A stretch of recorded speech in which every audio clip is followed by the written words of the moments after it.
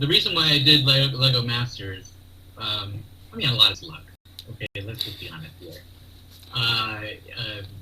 But one of the main reasons, really, besides being fun and whatnot, is really the opportunity to spread the message about STEM education and the use of Technic and Lego, in particular, as a great engaging means to provide very complex concepts, you know, and have had some pretty good success with that. And that's really my MO, I guess, my modus operandi. That's the most Latin I have. I don't even know if that's Latin, to be honest with you,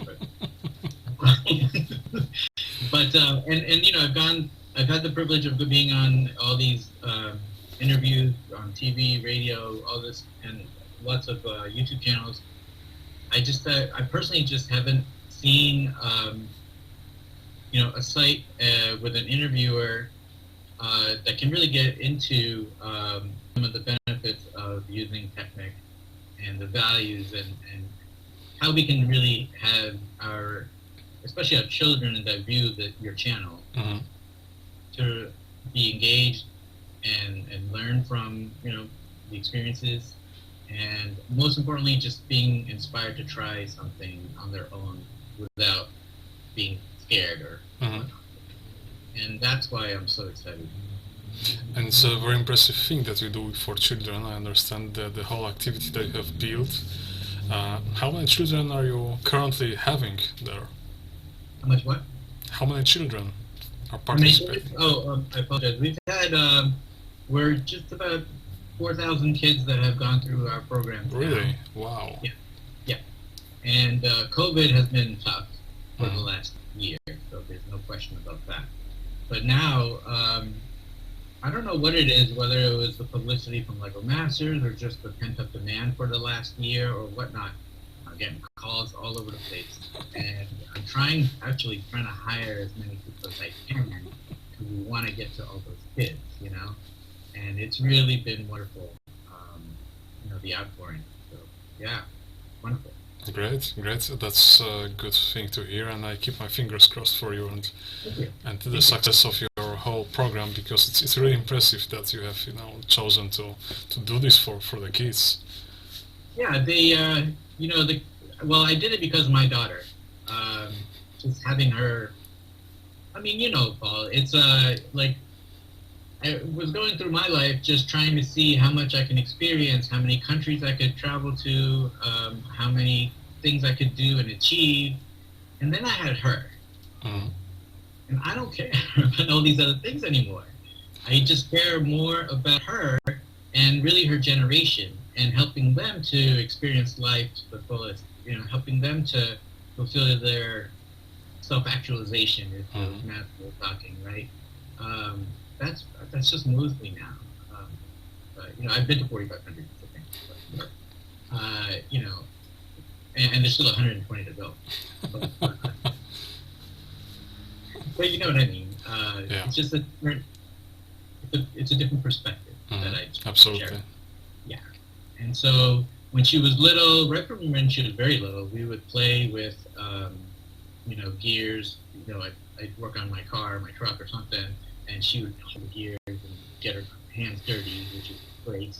And I remember, for example, when she was like 3 years old, I was replacing an axle on my Jeep, and I took her underneath, and to show her around, you know, that's this and that and the other.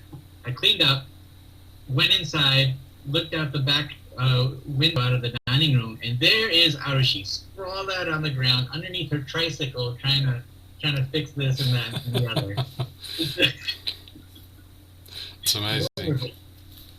Yeah, and then we, you know, with Lego, she wanted to add LEDs to one of her Lego sets, which she was not quite for. I mentioned it. I don't know if I think they cut it out of the but. And I taught her some basic circuits and soldering skills, and you know, very, very. I mean, she's not 4, so very simple multiplication and division concepts. But she did it, you know, and she had fun doing it. And really, the epiphany was that I didn't have to like push her to learn. She wanted it, And so it was a sort of a pull mechanism. And it was amazing how these really advanced engineering concepts, can be transmitted to a child of 4 years old. And it was just like, wow, a lot of kids could use this. Mm-hmm.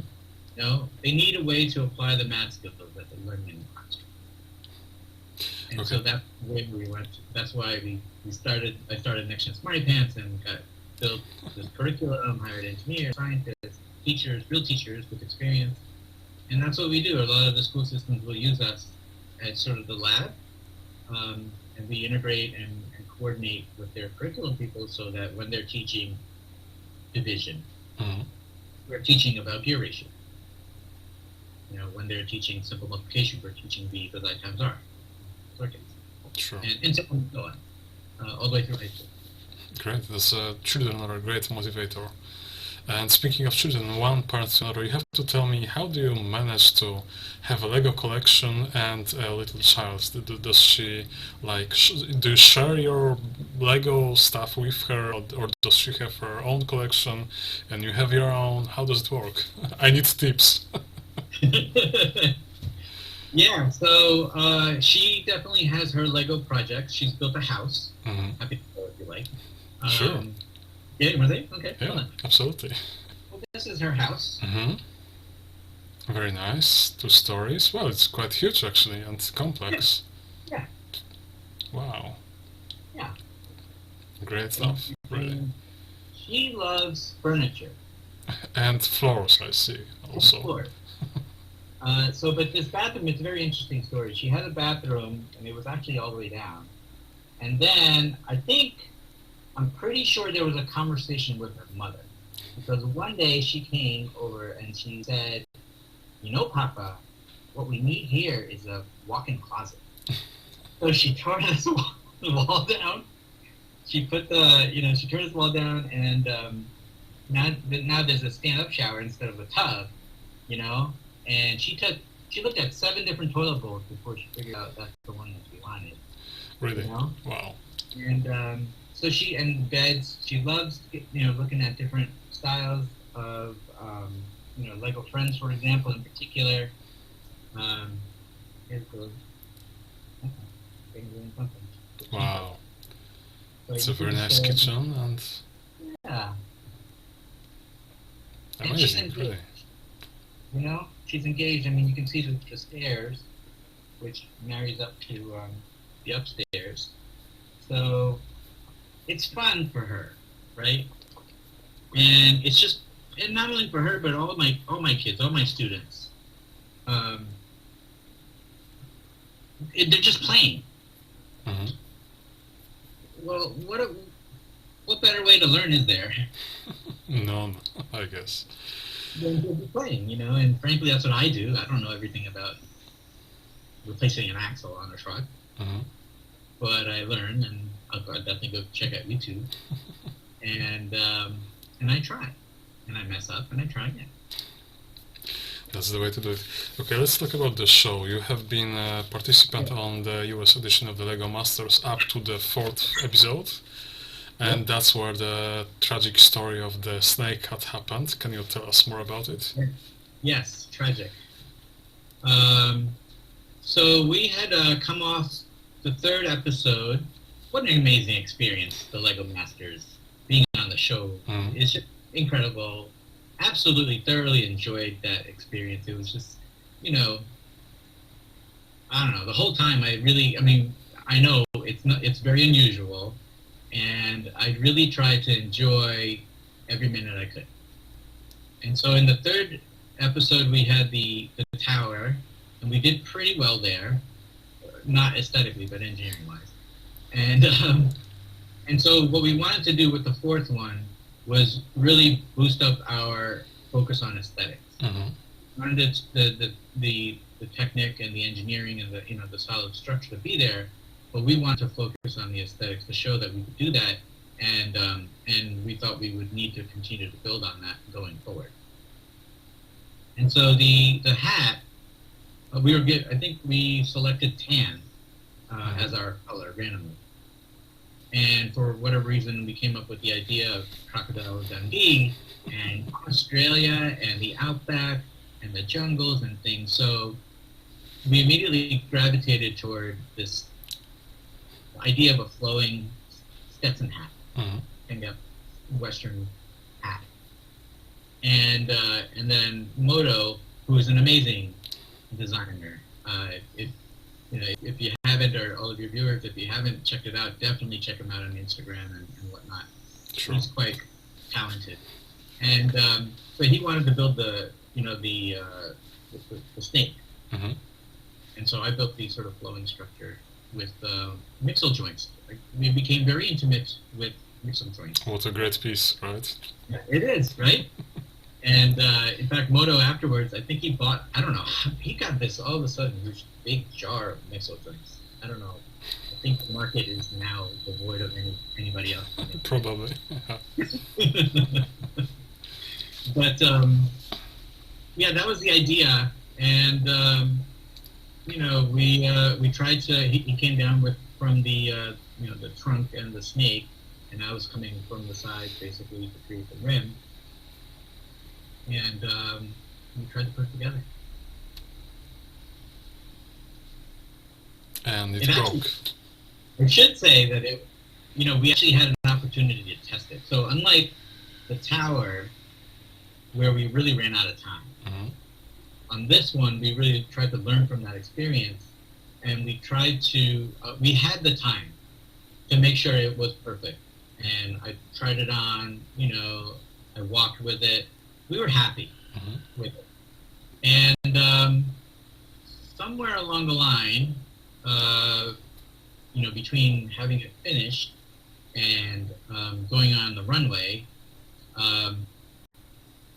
it must have jostled. It must have separated somehow. I definitely did not expect it to fall apart until that moment that you catch on the show. We were a very dramatic moment, right? But it happens, what are you gonna do? These are not easy things to do. Absolutely. And I did not want to go out there.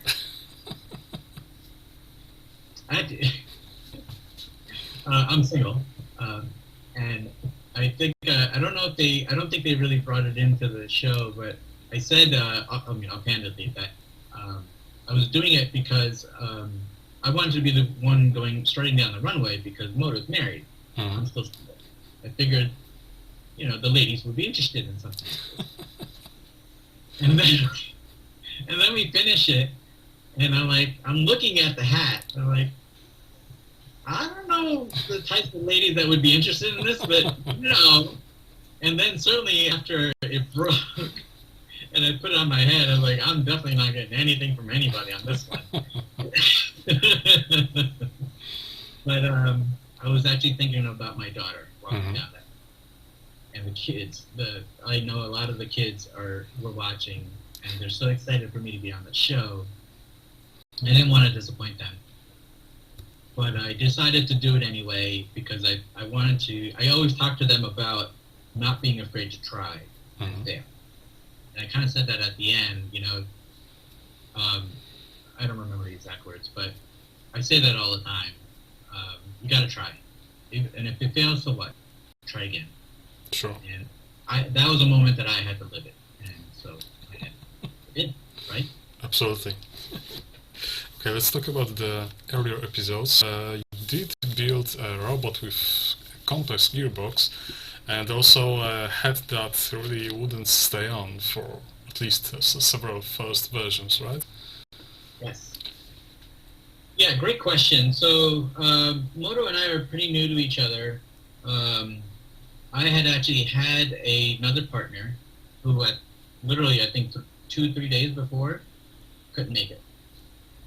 And Moto happened to be in the exact same position.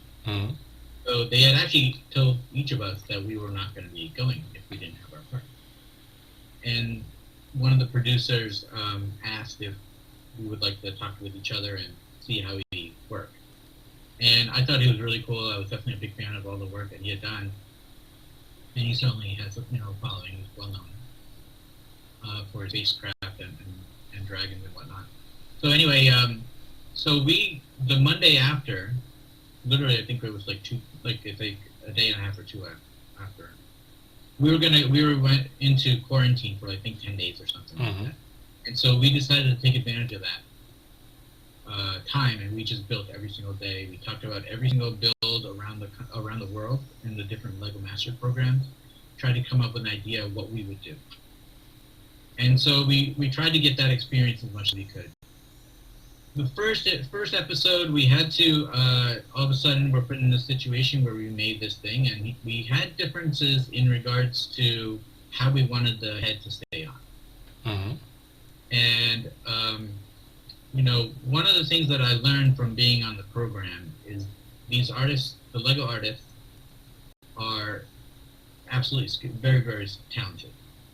One of the things often that you have to sort of, in order to get the aesthetics exactly right, sometimes you have to compromise structural stability. And I'm coming in from the other way, because I'm not a bona fide LEGO artist. I'm an engineer. And so that was the sort of the tussle with the neck and the axle.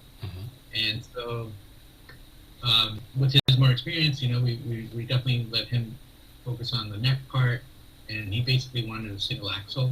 I thought we needed to have two, sort of more robust structure. Whatever. We did get it on.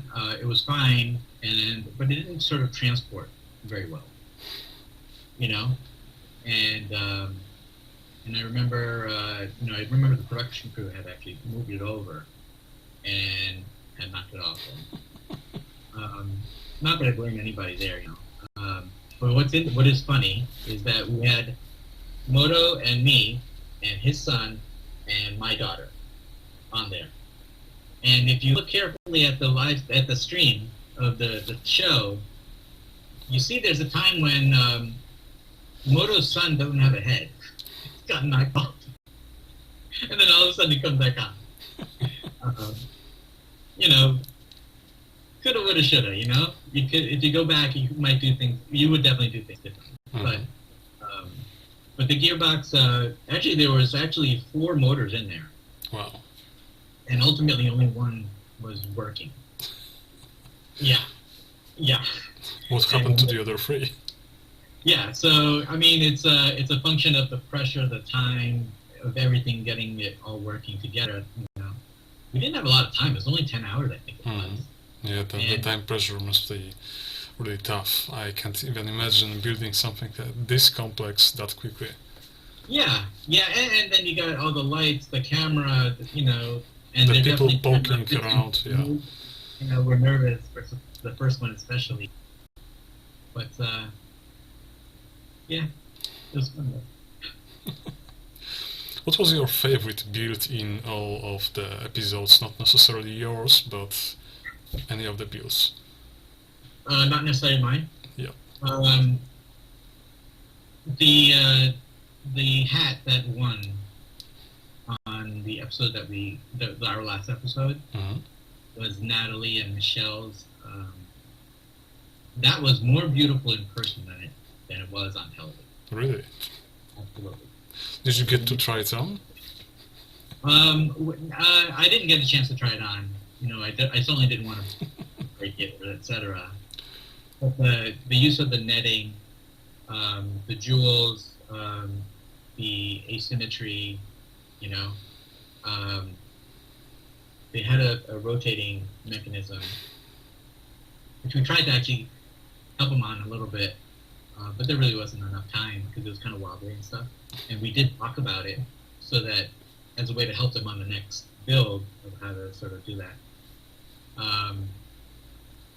So that was, I think that was the most impressive one for me. It's not to say that there weren't some other ones, like the archery one for sure had using a brick bending technique. You know, and that hat, and I've told Zach and Wayne that was that inspired me quite a lot, because as soon as I got back, I've been learning every single thing I possibly can about brick bending. And in fact, I'm going to Brick Fair, Virginia next week, which is a real large show. Are you going to be there? No, I'm afraid not. And so I'll be bringing some of the builds that I'm working on using Crypto. Mm-hmm. It'll be fun. Well, I'm sure it will be. Okay. I've read that you didn't actually have any Lego sets when you were a little kid. You only got your first set a bit later. Can you tell us more about it? Yes, that is true. We typical immigrant family here. We didn't have a lot of money, and for those in New Jersey, I was born in Hoboken, which is a really nice place now. Mm-hmm. And we were living in the basement next to the boiler, and it was like $79 a month for our. And I'm sure that apartment's like $1,500 or something more. Probably. Yeah. So it was a different time. But that, I don't think really hindered me as far as not having access to Lego, because I would take everything else apart. To my parents' chagrin, really. Vacuum cleaner, I wired a room with a light bulb, like I think when I was 8 or something like that. Wow, really? So I would take the car apart. Not always be able to put everything back together, but I definitely learned a lot, So I always had this sort of engineering mindset and want to work with my hands. Really? Well, that's very cool. And do you remember your first Lego set? What was it? What's my first one? It must have been a Lego Friends set. And I remember I had to, I don't remember which one, I think it was one of the houses, I think. So, yeah, I just remember thinking that, okay, this is Arushi's set, not mine. I have to let her build it instead of just doing it myself. Cool. And which of the Lego teams is your favorite? Is it Technic? I do love Technic. I'm amazed by the Technic team. I'm actually a big fan of Ninjago. Really?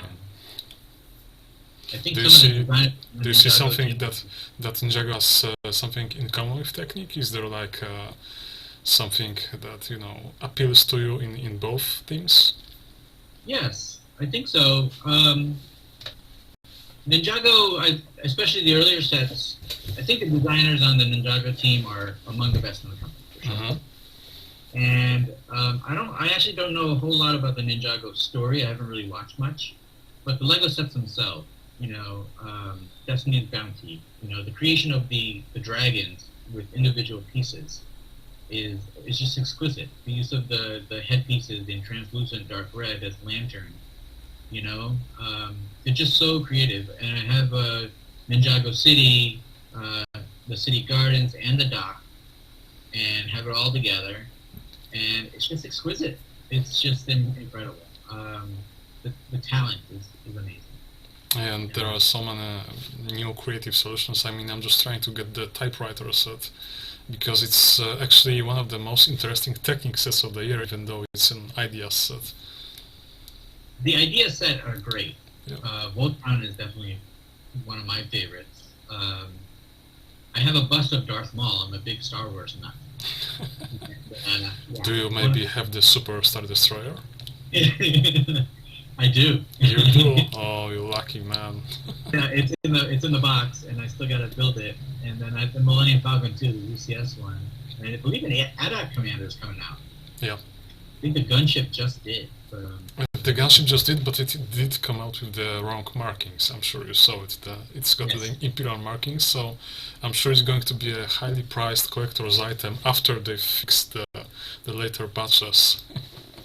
Absolutely, and it's huge. Yeah, nice. Yes, it is.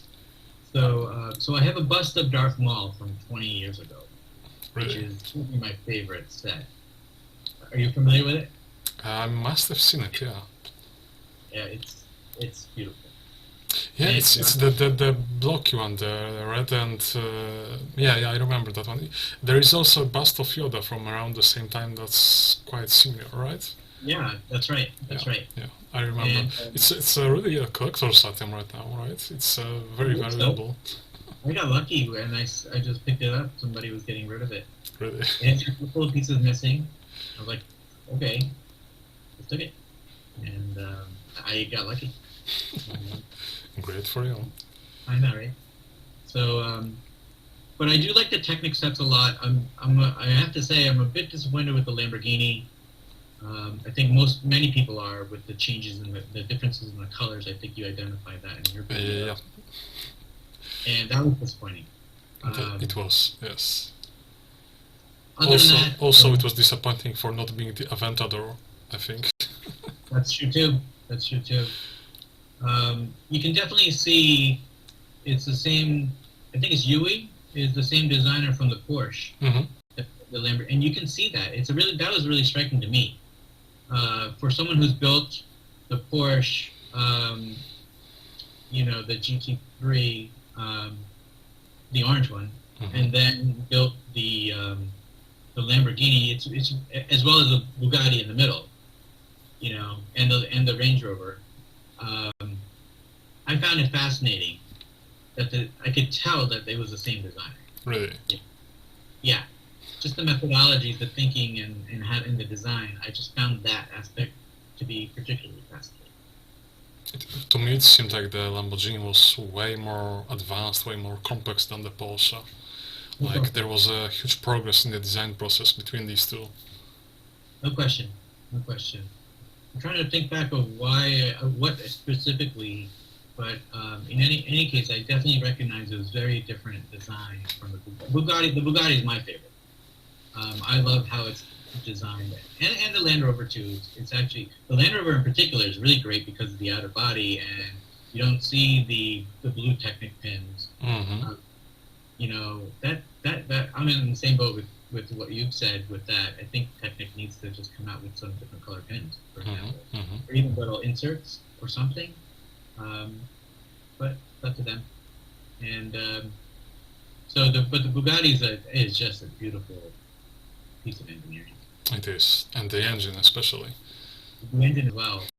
And as a fan of Technic, I'm actually a little bit concerned about the future of Technic. Why? Why is that? Because the industry is obviously moving toward electric. And so one of the key parts of Technic is certainly the internal combustion engine, which is not going to be there. And even the drive mechanisms and whatnot, Let's see what happens. Yeah, that's right. If you had like the official Lego Tesla set, there wouldn't be really any drive line and drive shafts to play with. True. That's true. I haven't really thought of that. Yeah. Scary times, but then maybe they will finally get into more like vintage cars, because they seem to be exploring vintage cars with Creator Expert, or as it is now called 18 plus, which I think is the name everyone hates by now. But it would be interesting to see them, because when I was participating in the Bugatti review, they have specifically told that they want Technic to be all about the latest cutting-edge cars, and I think it would be very, very interesting to see some of the vintage cars, like my favorite Ford GT40, done at the same scale as the Lamborghini. Absolutely. The old cars are just beautiful. What they could do with it. I do love the 67 Mustang. Yep. One of the best Lego sets I've ever seen. And I believe you made one, didn't you, as a Technic? I did, but now then Lego released theirs, and now my looks very bad next to it. Sorry. I'm a bit ashamed of building it, because if I knew they were making theirs and that it would look so great, I would probably pass on making mine. I love yours, honestly, because you motorized it too. Yeah, it's fully motorized, and it's got this body that you can take off in one piece. Yeah. I think honestly, I think I think Lego needs to come out with something like that. But, thank you very much. So far, only the Chinese companies have copied my model, unfortunately. So, yeah. At least that's a compliment, really. It kind of is, but it's also annoying. It's for me, maybe I have a bad experience with books, because because there is a lot of piracy, unfortunately, if you release any kind of ebook, and the especially aggravating part for me is that some people refuse to acknowledge that they are doing anything wrong. Because, Yes. for example, I've had a discussion with a Russian community who was like pirating my books very in a massive way, really, and they insisted that they are allowed to do this, that this is legal, and they didn't see any problem with that, really. That's it's annoying, and also if you work with books, you come to realize that if it happens, the publisher may not be in the position to make another book with you because the profit margin is too low, you know. Yeah. So that hurts Yeah. everybody. I'm definitely in the same boat. You know, there's a lot of, you know, even with the brand and the licensing with the Star Wars and for the Lego sets, for example, I mean, the margins, you know, the designers put a lot of work into these models and all the manufacturing people and marketing and all these things. And Precisely, yeah. absolutely. So just to have it copied is, I don't know. I think I'm going to have a dismissive opinion. Alright, getting back to the show, are you still following, of course, I'm assuming you are still following the new episodes, and who's your favorite, you know, who do you think who is going to win, if you can tell us? So I do know the winners, and which I won't say, of course. Mostly because I don't want to. Yes, I do have a 39-page contract that I signed. Yeah. But when you're part of a production like this, in the beginning you have that perspective, but then you're part of it, and you want the world to enjoy it. Mm-hmm. And so I don't want to share it because I don't want to ruin the surprise for any viewer. The last episode was fantastic, and Caleb and Jacob had mentioned that, you know, about some of the aspects with the derby and stuff. And they posted the video immediately after, which I definitely encourage everybody to see, which is just hilarious. Just so much talent Mm-hmm. on the cast, and it's such a high level of ability. You know, it struck us immediately when we got there, and I'm very excited about. Certainly, Mark and Steven have a lot of capabilities, and there's this rivalry right now on the show anyway, with Mm-hmm. Caleb and Jacob. Zach and Wayne have proven themselves. They came really right out, just producing the Soaring Dragons. And we talked about on the live stream I did with them about the cam mechanism that they use for that. And they were actually really generous. They shared with me their design, and so we're actually integrating it into NextGen SmartyPants into our engineering class to learn from their cam mechanism and how they did that. Certainly Natalie and Michelle, as I mentioned their hat before, I think there's just you can see really some great talent. Mm-hmm. It's getting harder, you can tell. You know, Lauren and Brian are just amazing with their, you know, with the frog that they had. I remember looking at the frog and like, oh yeah, that's it. You know, yeah. Can you tell us something about the judges, Amy and Jamie? Because what was your experience with them? Can you share any kind of behind-the-scenes story that you found particularly amusing? Because I've had a chance to meet Jamie in person, and he was hilarious. I really loved the guy. He's great. He's great, and he's local. He grew up around here. Yep. I live just outside Boston, and so he grew up around here, and so he certainly had that connection. And when he came out during the fashion show with his, you know, the gloves and, you know, all of that, hilarious. And I told him that he's going to become a meme, that's for sure. And, but I would say it became clear from the judging and just talking with them, they have a vast amount of experience. You didn't have to really spell out a lot. They could see a model and see the methodology Mm-hmm. and the techniques. Jamie in particular, I was impressed with that. So, and whenever you're in a competition or something, you're sometimes concerned about, do the judges really get it? Can they really appreciate it? And that became clear very, very quickly. These two had the background, Oh yeah. and that was, and so when they did a judgment, it's much more easy to accept it. It didn't quite. I don't think any of us really questioned the judgment too much. And if you could ask the producers to hire a third judge, like any person you want, maybe somebody from Lego, maybe somebody else, who would that be?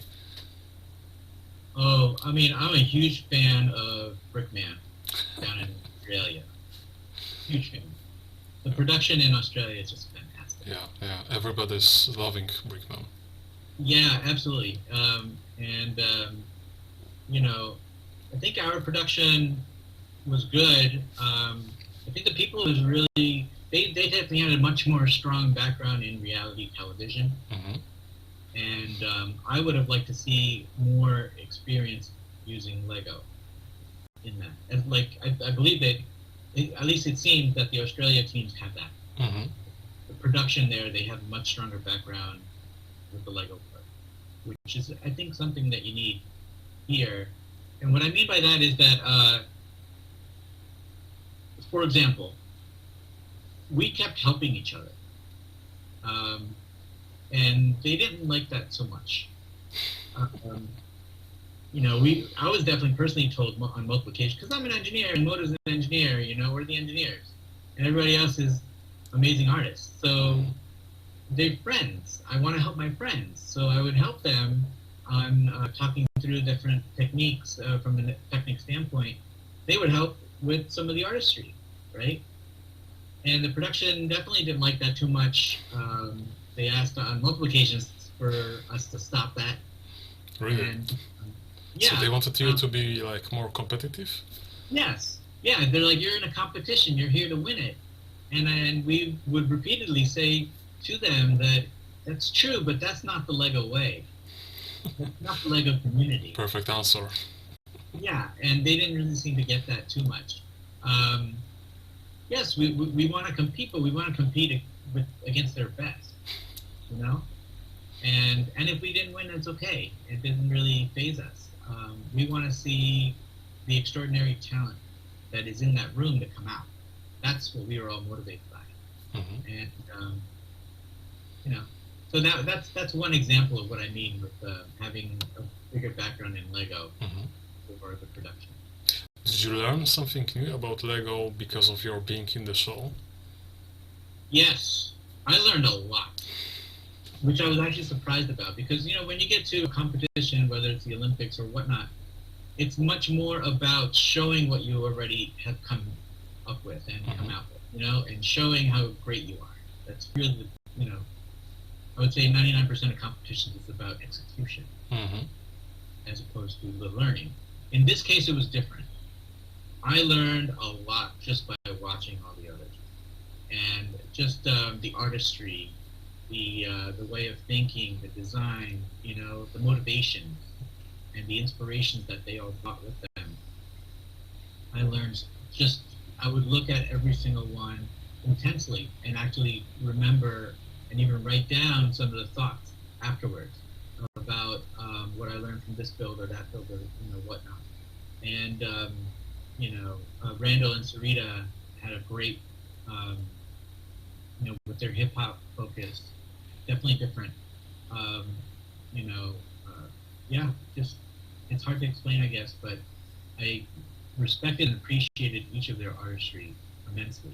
To the point where I even asked each of them if they would be willing to come on and to do a live stream with me for NextGen SmartyPants, because just like we're talking about, and the live stream Zach and Wayne and I did a couple of weeks ago, we really got into the techniques and whatnot, and I felt that I've learned so much from them. I thought the Lego community and the world should be we want to learn more from them as well. So that's what we're doing. We're setting up monthly live streams with each of the cast teams.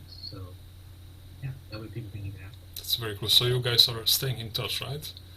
Oh, absolutely. We've become family. We really have, and I don't use that word light. I don't think any of us use that word lightly, but we all seem to be using it.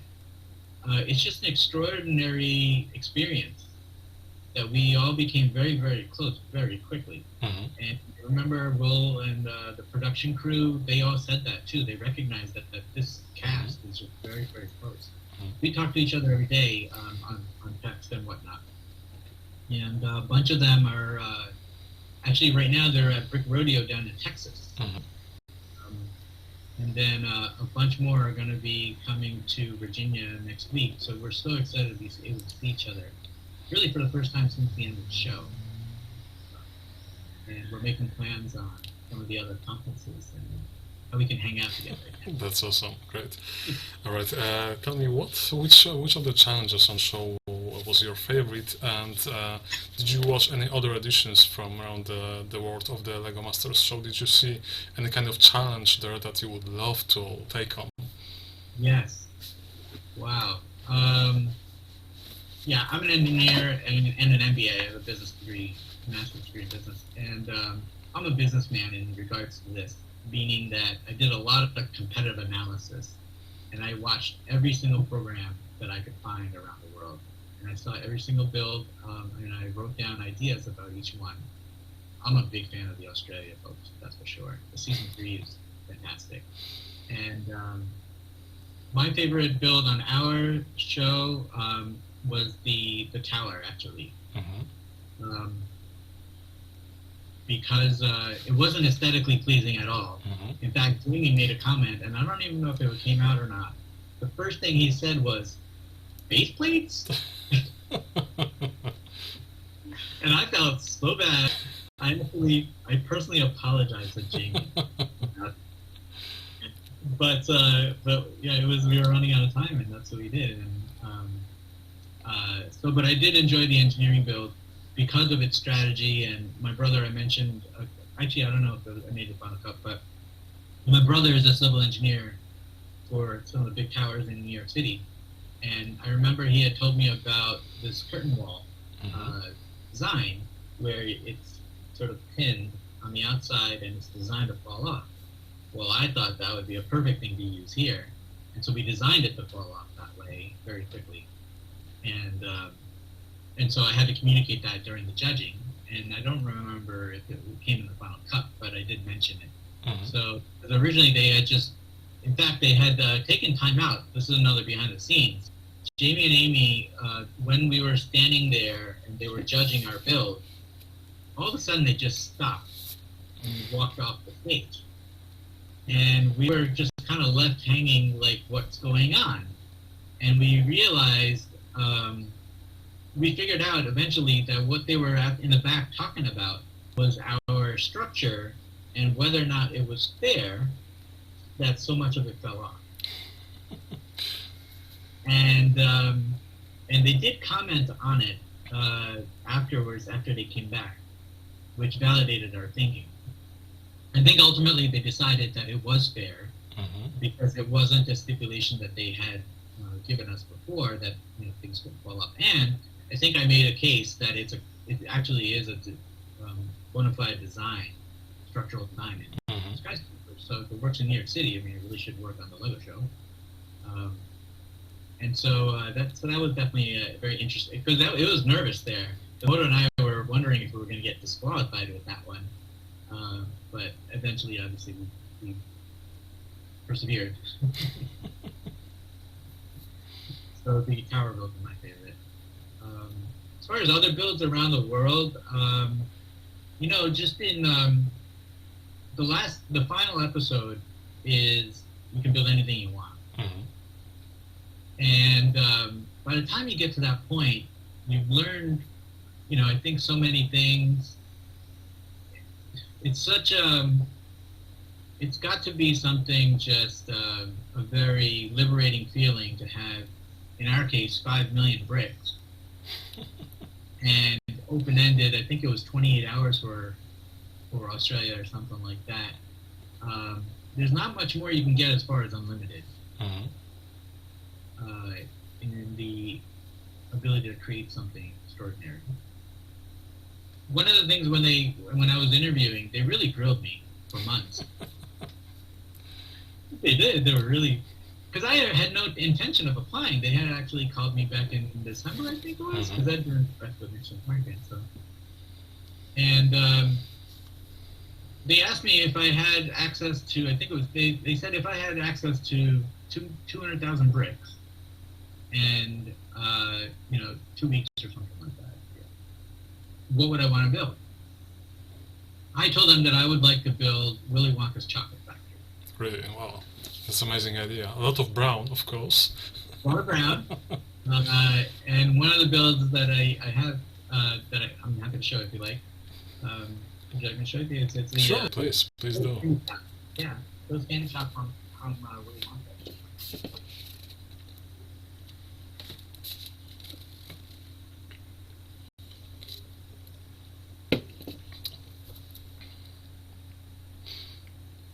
Here's candy shop. Really, Yeah. really nice lettering. Yeah, so many people are going to follow. So this is the scene where the main character, the boy, is looking in, and all of his friends have come out after school, and they're having a great big time. The Candyman is singing. He's up on the ladder. The Candyman can, and it's just an extraordinary scene, and I love it. So this is one of my submissions that I had done for. That's amazing, really. I got hungry just from looking at it. Yeah. So that's what I would love to do. Build a Willy Wonka's chocolate factory with a big chocolate river and a conveyor belt, and each of the different, could get sucked up into the, I think it's a Disney IP right now, right? I'm not sure. I wouldn't be surprised. Maybe you should try, Lego ideas for that. I've thought about that. Definitely thought about that. Just gotta find the time. They have all sorts of interesting IPs that they have not yet banned. Like, I've actually checked, and the Happy Tree Friends IP is allowed. Yeah. Technically. Yeah. They would probably not allow any specific set based on that, but the IP itself is like open to Lego ideas. That's cool. Yeah, I definitely have a bunch of other Lego ideas too, but let's see. There's a radio program here in Boston called Car Talk. They don't, I believe it's just on reruns now, but it was for like 20 years, it was on every week. I'm such a big fan of the show. So I definitely like to make a Lego idea submission for Car Talk. Cool. We'll see. Cool. Tell me, is there any chance of seeing you back in season 3, or is there like a rule that you can't be in more than one season as a participant in a way? So I'm not sure if there is a rule. I'd be honored to be on, but I don't know. I don't know. I think it would be fun to have people, for example, the winners from all the different seasons shows in the world. That would be extraordinary. I think that would be super fun. Boone and I talk a lot. I mean, not a lot, but now we take a lot more than we used to, for sure. I'm a big fan of Boone. I have his fire truck. So I'd love to be able to collaborate and build with folks from different, like master shows. And even Jessica Ragsy, she lives in Connecticut. From last year, she made, with Sam, they made the Peacock. She's known for the Peacock and the Monkey. So she actually did a live stream with us too. So I'm trying to use the network and these new friends that I've made to try and bring out, from an educational standpoint, all of their Lego designs and their design methodology, their artistry, and see how the community can learn from their experiences. So that's what I'm trying to do. I don't know if I'd be able. I don't know. I wonder what value I could add for the next year. I think I would definitely be less nervous. So with that. That's one reason to apply, maybe. Okay.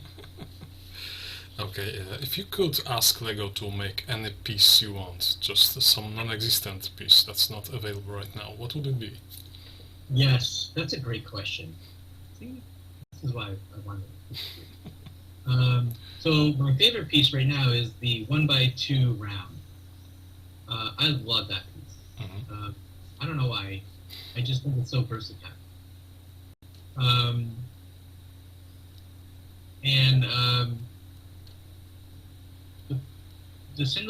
The piece right now that I would love is actually what we talked about, which is Technic pins in different colors. Mm-hmm. I would love to see Technic, be more concerned about the aesthetics than they currently are. I'm a big fan of Technic. I think it's got so much potential. Mm-hmm. Although I will say, for example, it struck me as, especially with the Lamborghini, the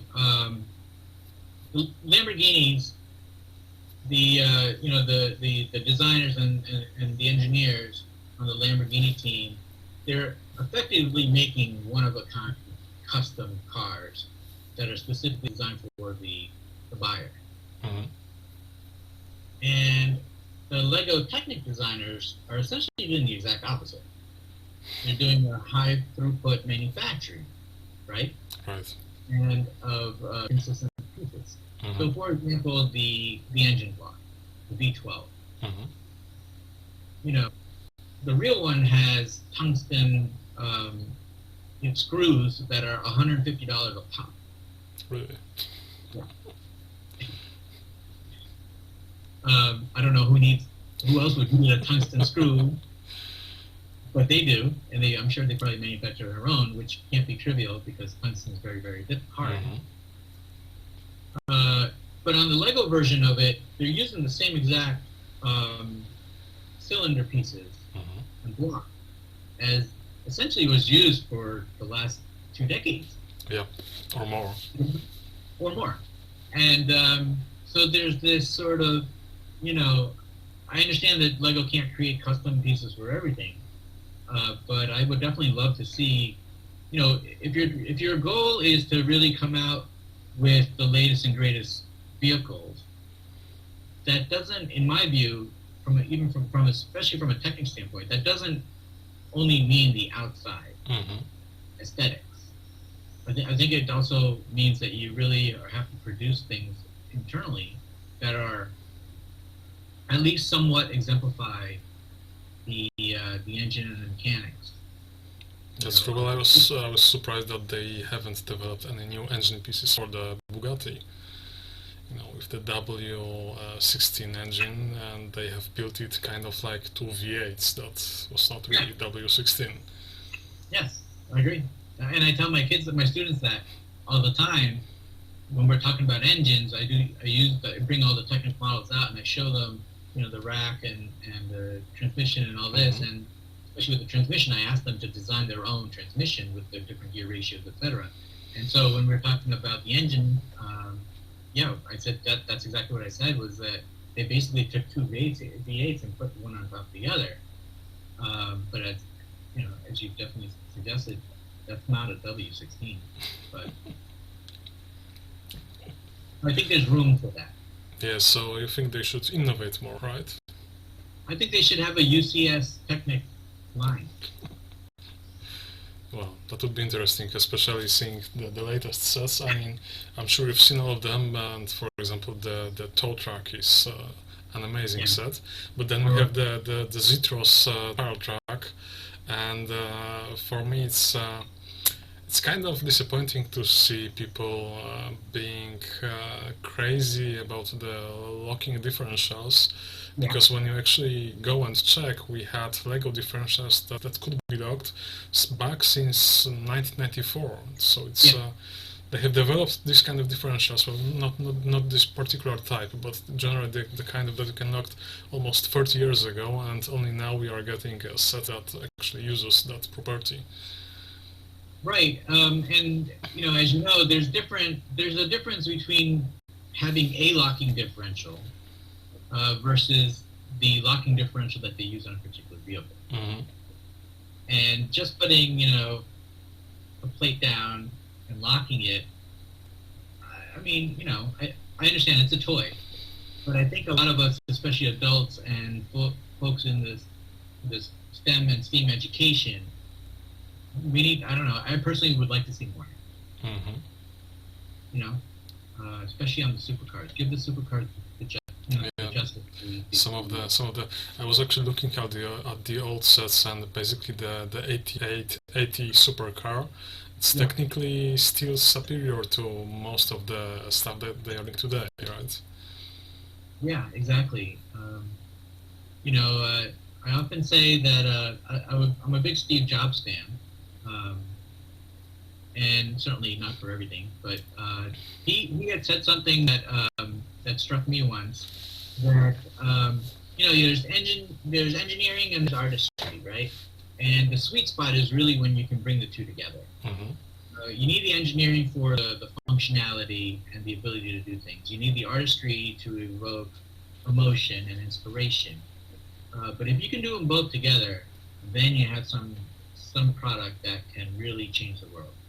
That's true. That's true. But then also you have examples like when the form follows function entirely, like in some of the military machines, and the results are amazing on the aesthetic side. For example, the Blackbird plane. It was not designed for aesthetics at all, and it's a beautiful machine. True. Absolutely. Beauty is definitely an eye of the beholder. I enjoy looking at, you know, engineering linkages and motors. Who doesn't? Me too. Right? Me too. There's actually a channel on YouTube. I'm going to send you a link later, and there is a guy who uses some CAD software to design and show all kinds of linkages. Like I think he's got several hundred, and all of them are kind of different. He doesn't really make the same mechanical principle. He doesn't use the same mechanical principle twice. Sure. So it's really amazing stuff, amazing source of inspiration for me, and really, I have only used some basic linkages in my book, but this guy has like exports so many more. Yeah. What's the software? He's using some. It's all in 3D. Some CAD software. I'm not sure which one specifically. I will say that on the engineering tower build in episode 3, I used a structure that I got from your book. Really? Yeah. That's one of the most flattering things I've heard. Really. As I mentioned, I'm a big guy. And it was about how we had, like, you know, Technic and Lego, and then you're using a cross piece to put the paint down to hold things together. And I learned that from the book. We use that quite extensively. You know, in that tower build, a mix of. That's amazing. I'm humbled. Because we noticed, Motor and I noticed, like last year they had the bridge, and Boone and Mark had created their structure. They ran out of enough weight. Mm-hmm. They topped out at 1,000 pounds or something like that. And what's interesting is that is not really a Technic build. It was actually a lot of snot that came together, which we just found fascinating. And it was so, in our view, it was one of the things that we gravitated toward on the engineering build for us, the tower build, was that we both said that we want to put together a mix of Lego and Technic, and we felt strongly that if it was just Technic, it would flop around too much and the pins would come out.